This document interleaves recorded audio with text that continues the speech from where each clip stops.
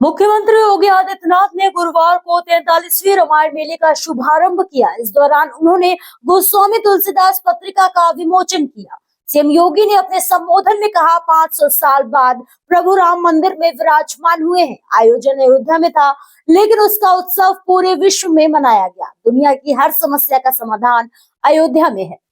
हजारों वर्षों से विश्व मानवता के कल्याण का मार्ग इस पावन धरा ने प्रशस्त किया है। जब हम अयोध्या की बात करते हैं तो अयोध्या तो दुनिया के लिए एक मार्गदर्शक है, एक ऐसी भूमि जहां कोई युद्ध करने का दुस्साहस नहीं कर सकते हो।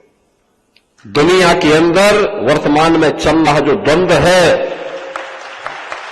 उस समस्या के समाधान की भूमि है अयोध्या। राग द्वेष से मुक्त,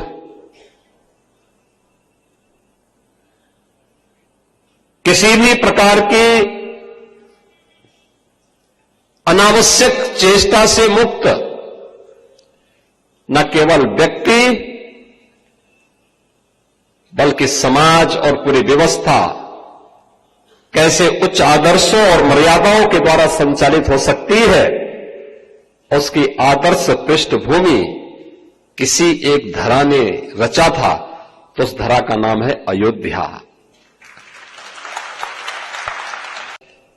कि प्रभु की कृपा से आज एक बार फिर से हमारा अयोध्या धाम आध्यात्मिक रूप से, सांस्कृतिक दृष्टि से एक वैश्विक नगरी के रूप में फिर से अपनी एक नई पहचान के साथ आगे बढ़ रहा है। पूरा देश और पूरी दुनिया आज अभिभूत है अयोध्या के अंदर। याद करिए, जब इस वर्ष के प्रारंभ में जनवरी में प्रधानमंत्री श्री नरेंद्र मोदी जी के करकमलों से 500 वर्षों के एक लंबे अंतराल के बाद प्रभु का फिर से राम मंदिर में विराजमान हुआ है।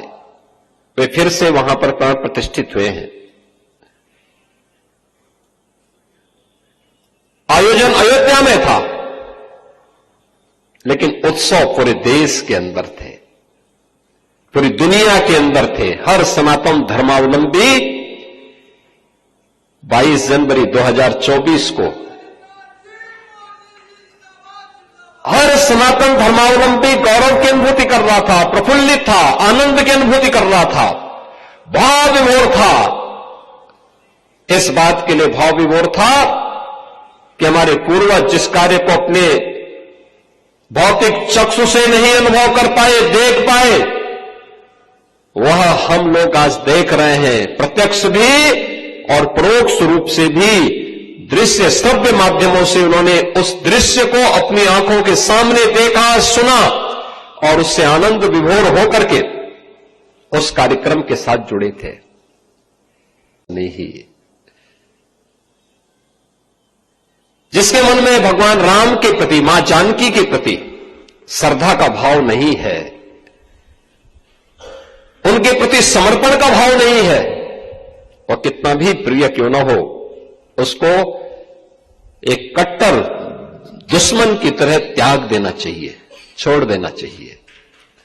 और इसीलिए तो 1990 के दशक में राम भक्तों ने नारा लगाया था।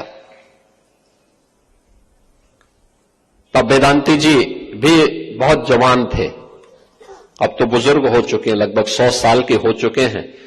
तो अब तो उनके मुंह से बोला नहीं जाता है, देखा नहीं जाता है, लेकिन पहले उस समय जब जवान थे नारा ये लगाते थे कि जो राम का नहीं हमारे किसी काम का नहीं। डॉक्टर लोहिया राजनीति में आदर्शों के प्रतीक माने जाते हैं।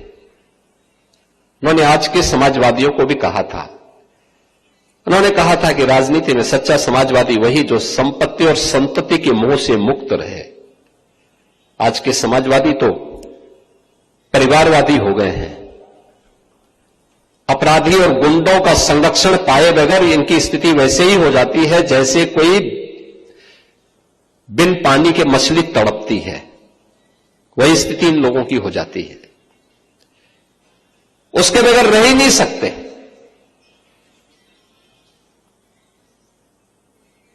लोहिया के नाम पर राजनीति करेंगे, लेकिन लोहिया के एक भी आदर्श को अपने जीवन में अंगीकार नहीं करेंगे। और मैं आप सबसे कहना चाहूंगा, हमने प्रभु को अपना आदर्श माना है। कुछ भी प्रेरणा हम प्रभु के उन उच्च आदर्शों से ले सके तो हमारा जन्म और जीवन दोनों धन्य हो जाएगा।